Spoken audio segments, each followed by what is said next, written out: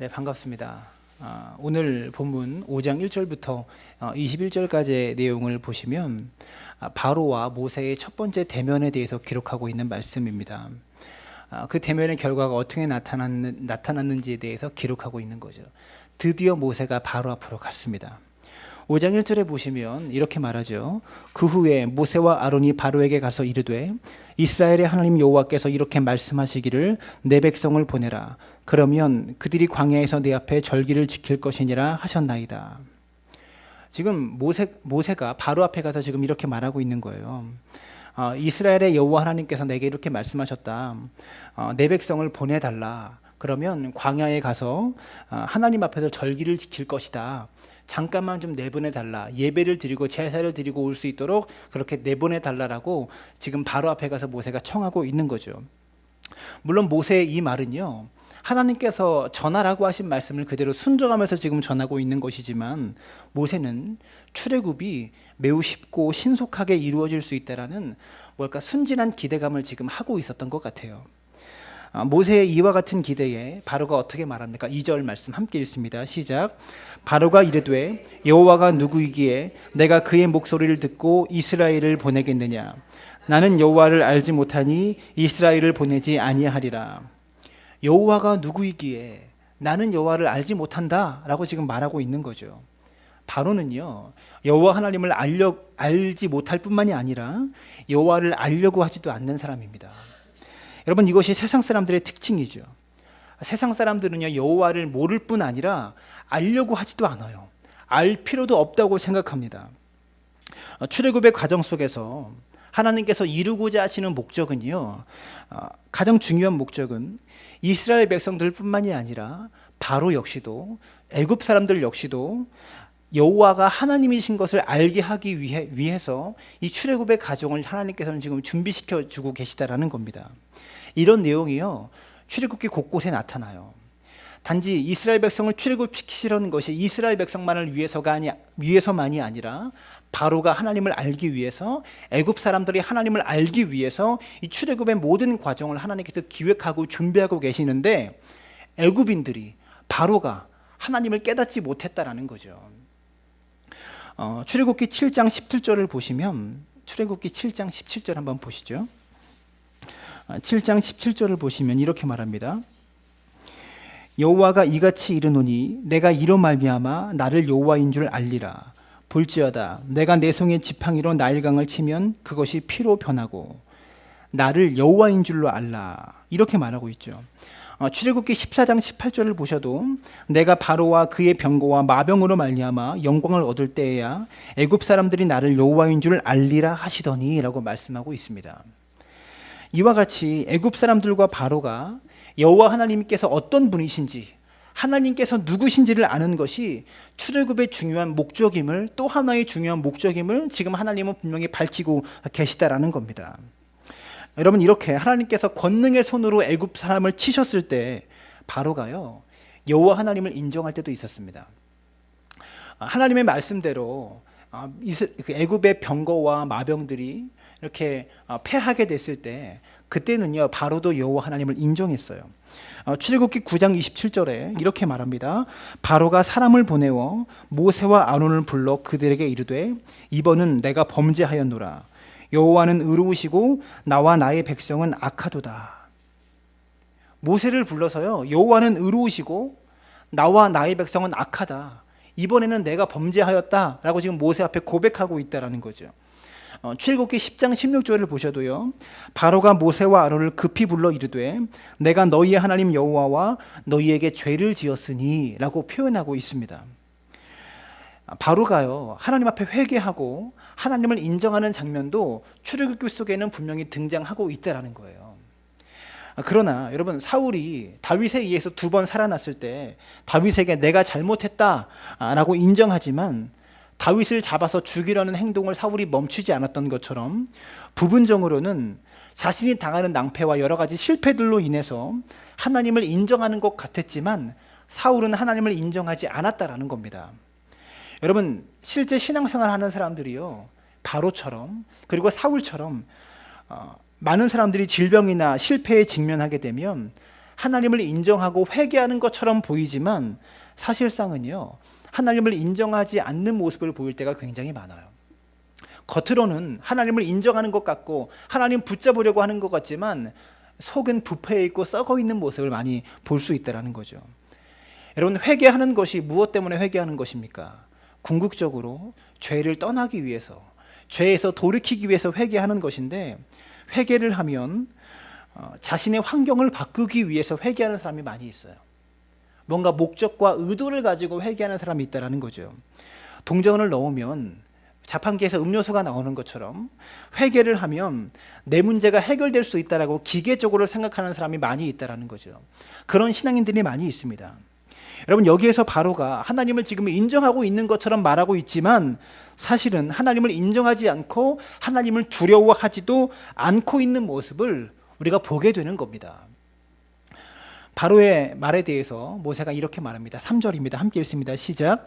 그들이 이르되 히브리인의 하나님이 우리에게 나타나셨은즉 우리가 광야로 사흘길쯤 가서 우리 하나님 여호와께 제사를 드리려 하오니 가도록 허락하소서. 네, 끝까지 읽으세요. 여호와께서 전염병이나 칼로 우리를 치실까 두려워하나이다. 이 말씀은요, 출애굽기 3장 18절에 보면 하나님께서 모세에게 너는 바로에게 가서 이렇게 말하라 라고 명령하신 내용이 나와요. 그 말씀을 모세가 거의 똑같이 반복하고 있어요. 히브리인의 하나님이라고 모세에게 하나님께서 말씀하셨습니다. 여러분, 히브리인이라는 말의 뜻을 아십니까? 히브리라는 말의 정확한 뜻은 아직까지도 많은 논란의 여지가 있는데요. 그런데 대체적으로 주전 15세기에서 12세기까지 애굽에서 노동하던 노동자 계급을 히브리인이라고 표현했습니다. 역사의 문헌에 그렇게 기록되었다라는 거죠.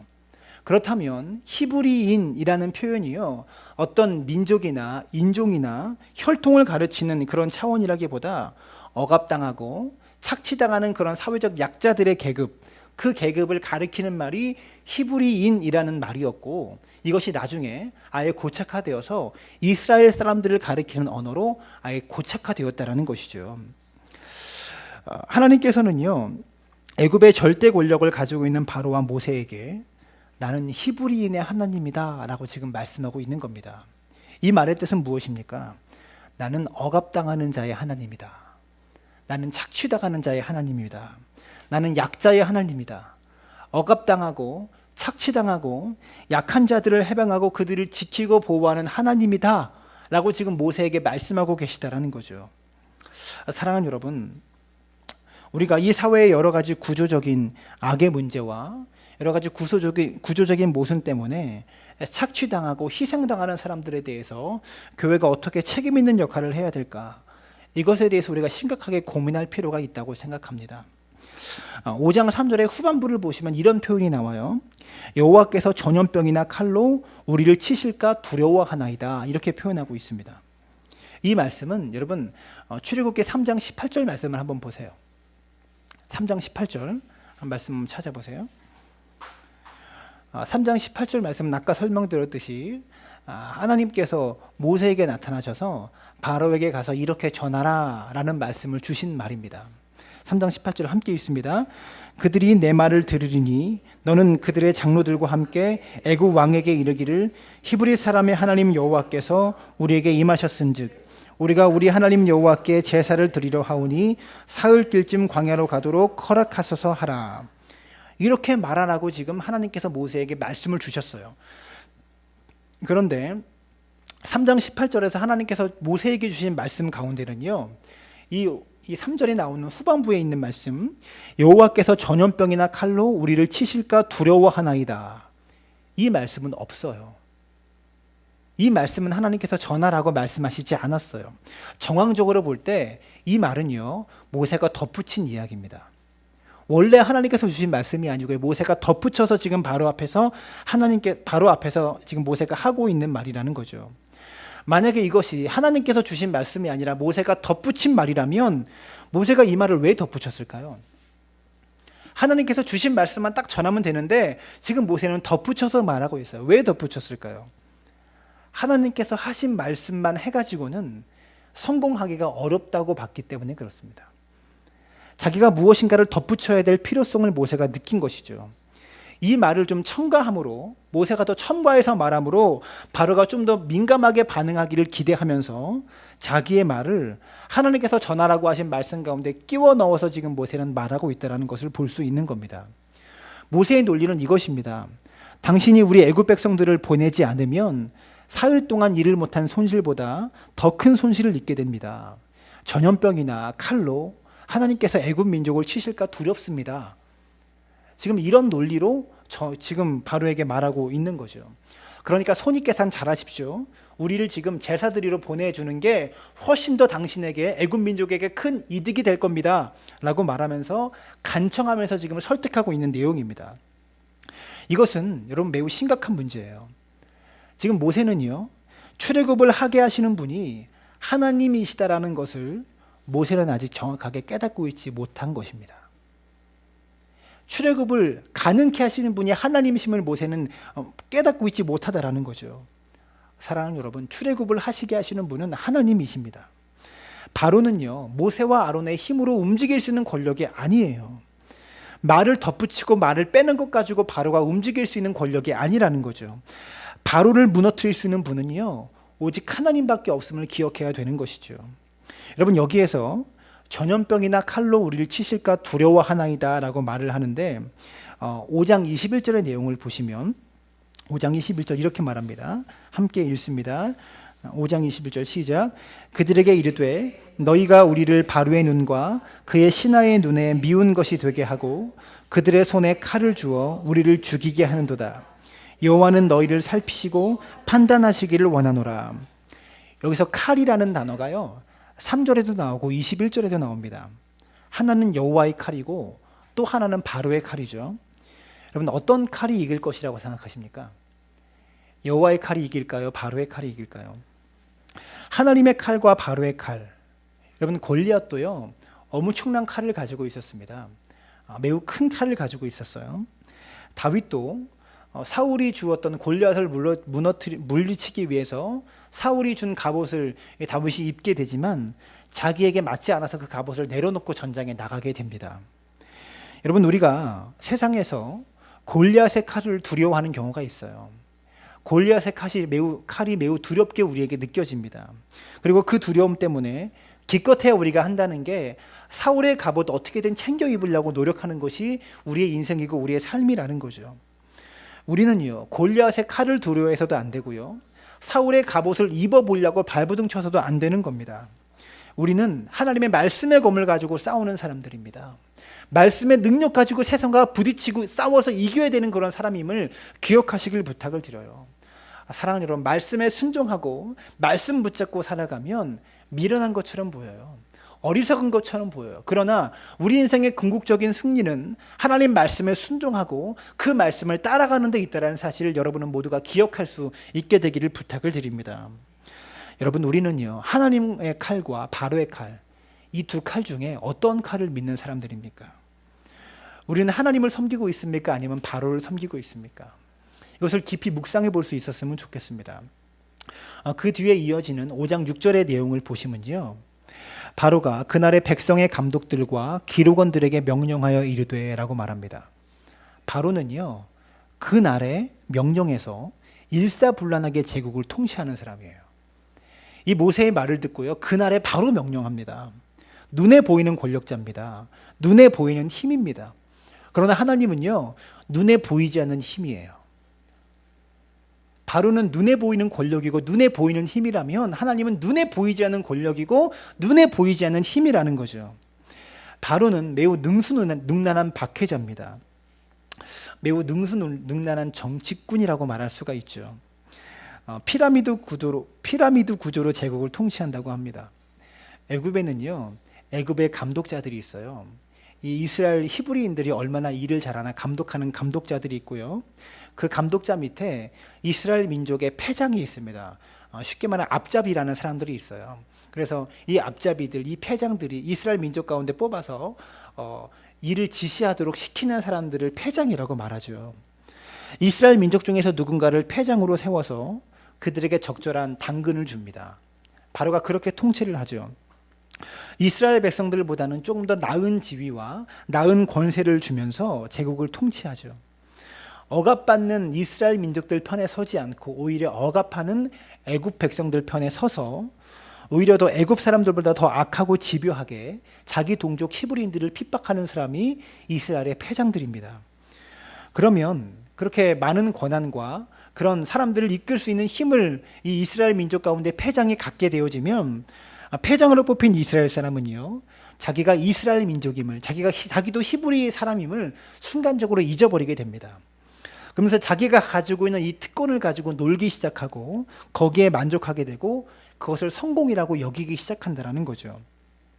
그래서 이스라엘 백성들 중에서도요, 나도 저 패장처럼 돼야겠다, 나도 저 앞잡이처럼 돼야겠다라고 생각하는 일들이 벌어지게 되는 것이죠.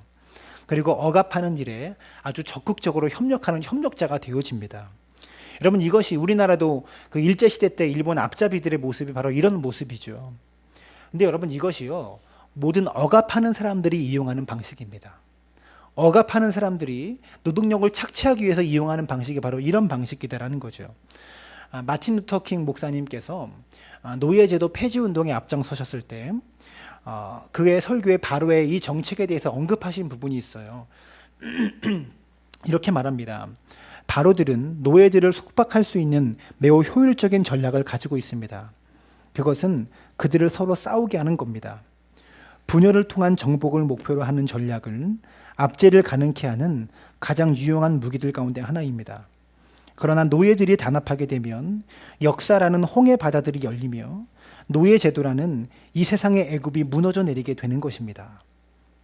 노예들이 단합하지 못하도록, 노예들이 뭉치지 못하도록 이런 정책을 억압자들은 사용한다는 거죠. 세상 권력자들의 속성은 조금이라도 반항의 기운이 돌게 되면 무자비하게 사람들을 죽입니다. 예수님께서도요, 이 땅에 오셨을 때 그 예수님을 따르는 사람들이 메시아 운동을 일으킵니다. 예수님이 우리의 구원자다라고 예수님의 설교를 듣고 예수님을 지켜 세우고 따라다니죠. 그러면 로마 군병들이 아주 잔인하게 그 사람들을 학살했던 것을 볼 수가 있습니다. 평소에는 이스라엘에게 자치권을 주지만 로마가 행하는 일에 반대했을 때는요, 가차없이 그냥 다 죽이는 것이 로마의 제국주의였다는 거죠. 본문을 보면요, 이 모세의 말을 듣고요, 바로가 그날에 명령합니다. 어떻게 명령합니까? 이스라엘 그 히브리인들에게 짚을 주지 않는 거예요. 벽돌을 굽는데요, 짚을 제공해 주지 않도록 명령하는 겁니다. 짚을 주지 않고 벽돌을 만들도록 했다라는 거죠. 이렇게 해서 이스라엘 민족을 억압하고 있는 바로의 속성을 보면요, 오늘 본문은 그저 작은 에피소드처럼 이렇게 지나가고 발견케 되는 것이 별로 없지만 깊이 있게 살펴보게 되면 이 문제는요, 현대 사회의 정치 속에서 고스란히 들어있는 그런 문제라는 것을 우리가 알 수 있게 됩니다. 짚을 주지 않으니까 어떡합니까? 이스라엘 민족이 벽돌을 구울 시간이 어디 있어요? 그래서 짚을 구하러 산으로 들러 뛰어다녔다라는 거죠. 근데 노동력은 아까 본문에 읽어보셔서 아시겠지만 동일한 벽돌을 구워냈어야 되는 거예요. 짚을 제공해 주지 않으면서. 동일한 벽돌을 구워내지 못하니까 어떻게 합니까? 때리고 억압하고 폭력을 가했다라는 거죠.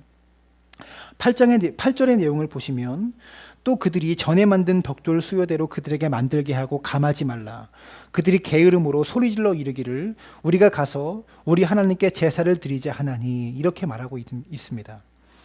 압제자인 바로가 압제하고 있는 자신에게 문제가 있다고 생각하지 않고 누구에게 지금 문제가 있다고 말하고 있는 겁니까? 억압당하는 사람들이 게으르기 때문이다, 그것이 문제다 라고 지금 말하고 있는 거죠. 책임을 전가하고 있는 겁니다. 짚을 주지 않아서 일을 못하고 있는데 그들이 게으르기 때문이다 라고 말하고 있다는 거죠. 그리고 정신없이 더 큰 노동량을 부과해서 노동량을 늘려서 딴 생각을 못하도록 만들어버립니다. 그래서 이스라엘 백성들이 모세에게 가지고 있었던 한낱의 희망을요, 아예 송두리째 뽑아버리게 만들어요. 모세에게 걸었던 기도와 희망을 다 뽑아버렸다라는 거죠. 그래서 백성들 사이를 이간질하고 모세와 이스라엘 사이를 이간질해서 권력에 저항하지 못하도록 만들어버렸다라는 거죠. 이게 정치꾼의 모습 아닙니까? 이스라엘 백성들의 삶을 고달프게 할 수 있는 살아있는 권력은 오로지 하나님이 아니라 바로라는 것을 지금 보여주고 있다는 겁니다. 이게 바로의 방책이고요. 사탄이 우리를 넘어뜨리는 방식임을 기억하셔야 돼요. 여러분, 이것에 대해서 15절과 16절을 보시면 함께 읽습니다. 시작. 이스라엘 자손의 기록원들이 가서 바로에게 호소하여 이르되 왕은 어찌하여 당신의 종들에게 이같이 하시나이까? 당신의 종들에게 짚을 주지 아니하고 그들이 우리에게 벽돌을 만들라 하나이다. 당신의 종들이 매를 맞사오니 이는 당신의 백성의 죄니이다. 여기에서요, 이스라엘 백성의 기록원들, 이 사람들은 어떤 사람이냐면 벽돌을 얼마나 주었는지 기록하는 사람들이에요. 이스라엘 백성의 패장들, 앞잡이들이라고 말할 수 있는 거죠. 근데 이들이 바로 앞에 가서 말하는데요, 이들의 말을 살펴보면 모세는 어떻게 말합니까? 사흘 길을 가서 여호와께 제사를 드리고 돌아올 수 있도록 허락해 달라고 지금 바로에게 말했는데, 이스라엘 패장들은요, 벽돌을 만들 수 있는 짚을 좀 주십시오 라고 지금 말하고 있는 거죠. 해방을 이야기해야 되는데 노역에 대해서 호소하고 있는 것을 볼 수 있습니다. 이스라엘 패장들이요, 해방을 이야기할 수 있어야 되는데 옛날의 노동량을 회복시켜 달라고 지금 바로에게 구하고 있다는 거죠. 자유를 달라고 하는 것이 아니라 옛날처럼 일하게 해달라고 지금 완전히 현실에 동화되어 가고 있는 그런 모습을 보여주고 있다는 겁니다. 현실에 길들여져 있고 악에 길들여져 있고 부조리와 여러 가지 모순 속에 그대로 길들여져 있는 모습을 보여줍니다. 여러분, 우리가 영적으로 분별하지 못하면 우리도 이렇게 길들여진다는 거예요. 나에게 실제적으로 닥치는 불이익이 내게 없으면 제도권에 길들여지고 실제 권력에 길들여지는 것이 사람입니다. 다른 사람이 부조리에 억압당하고 희생되는 것에 대해서 우리는 무관심하게 되죠. 나만 괜찮으면 괜찮다라는 생각입니다. 오늘날 이스라엘의 패장처럼 사는 사람이 얼마나 많이 있습니까? 나에게 부조리가 없으면, 그 부조리가 나에게 해로 다가오지 않으면 세상은 부조리하지 않은 세상이다라고 우리는 느끼며 살아가고 있다는 거죠.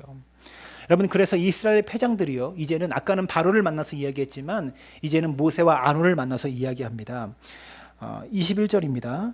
그들에게 이르되 너희가 우리를 바로의 눈과 그의 신하의 눈에 미운 것이 되게 하고 그들의 손에 칼을 주어 우리를 죽이게 하는도다. 이렇게 표현하고 있어요. 죄송합니다. 바로의 눈과 그의 신하들의 눈에 미운 것이 되게 만들었다. 모세와 아론, 너희들의 경솔한 행동 때문에 우리 민족이 미운 털 박히게 생겼다. 그들의 손에 칼을 주어서 우리를 지금 죽이고 있다, 너희들이. 이렇게 표현하고 있어요. 그런데 모세는요, 곧바로 이 이야기를 듣고 곧바로 하나님에게 가서 이야기합니다. 22절입니다. 함께 읽습니다. 시작. 모세가 여호와께 돌아와서 아뢰되 주여 어찌하여 이 백성이 학대를 당하게 하셨나이까? 어찌하여 나를 보내셨나이까? 이스라엘 패장들은요, 너희 때문이다라고 지금 말하고 있고, 모세는 여호와께 찾아가서 여호와 하나님 때문입니다, 주님 때문입니다라고 책임을 전가하고 있는 책임 전가의 도미노의 모습을 지금 보여주고 있어요. 말씀을 맺겠습니다. 여러분, 출애굽은요, 하나님이 하시는 일입니다. 하나님께서 역사하셔야지만 가능한 일입니다. 그러나 하나님이 하시는 일이라고 해서, 하나님이 명령하신 일이라고 해서 그것이 신속하고 쉽게 이루어지는 일은 아니라는 것을 우리 모두가 아셔야 됩니다. 한민족을 구원하는 일이 그렇게 간단하게 일어나지 않아요. 하나님께서 약속하신 일들과 우리에게 벌어진 우리의 삶의 상황 사이에는요, 갭이 있습니다. 이 갭이 매우 클 수 있어요. 하나님의 약속과 그 약속에 순종하면서 실제적으로 삶을 살아가는 우리의 삶의 여건들과 상황들 속에는요, 큰 갭이 있다는 것을 아셔야 된다는 겁니다. 실제 지금 나에게 닥치는 일들이 예수 믿기 전보다 더 불편하고 힘든 일이 가중되는 것을 볼 수가 있다는 거죠. 예수 믿어서 오히려 행복하지 못한 상황이 펼쳐지는 것처럼 느껴질 때가 있다는 겁니다. 여러분, 그러나 그것이 불행의 시작이 아니라 하나님의 구원의 시작임을 아셔야 하는 겁니다. 오늘 출애굽의 여정에 그랬듯이 그렇게 모세가 불순종하고 거절하고 거절했지만 끝내 하나님을 이기지 못하고 바로에게 갔는데 이 일이 쉽게 이루어지지 않았고 더 어려운 현실로 펼쳐졌던 것처럼 우리 삶도 마찬가지예요. 하나님의 약속, 내가 거부해서 어떻게 하나님 말씀에 순종하는 마음으로 달려갔는데 나의 삶은요, 더 안 좋은 여건과 상황으로 펼쳐질 수 있다는 겁니다. 눈물을 흘리며 씨를 뿌리는 자는 기쁨으로 거두리로다. 울며 씨를 뿌리며 나아가는 자는 정령 기쁨으로 그 단을 가지고 돌아오리로다. 이 말씀을 굳건하게 믿으실 수 있게 되기를 바랍니다. 지금 모세는 철저하게 실패한 것처럼 보여집니다. 우리가 살다 보면요, 실패처럼 보이는 성공이 있고요, 성공처럼 보이는 실패가 있어요. 이것을 아셔야 돼요.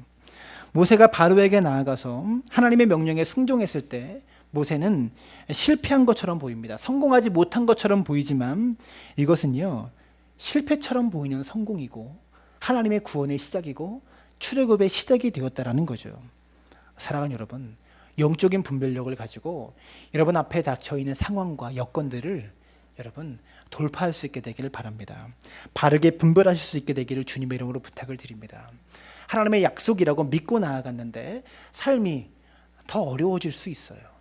그러나 포기하지 맙시다. 모세가 포기했다면 출애굽의 역사는 나타나지 않았을 거예요. 이렇게 절망적인 상황 속에서도 온 백성들이 모세를 원망하고 있는 이런 상황 속에서도 모세는 포기하지 않습니다. 끝까지 견디는 자는 구원을 얻게 됩니다. 이 하나님의 역사를 기대하면서 여러분 영적 분별력을 가지고 우리 삶 가운데 일어나는 여러 가지 일들을 바르게 분별할 수 있는 믿음의 사람 되어지시기를 주님의 이름으로 축원합니다.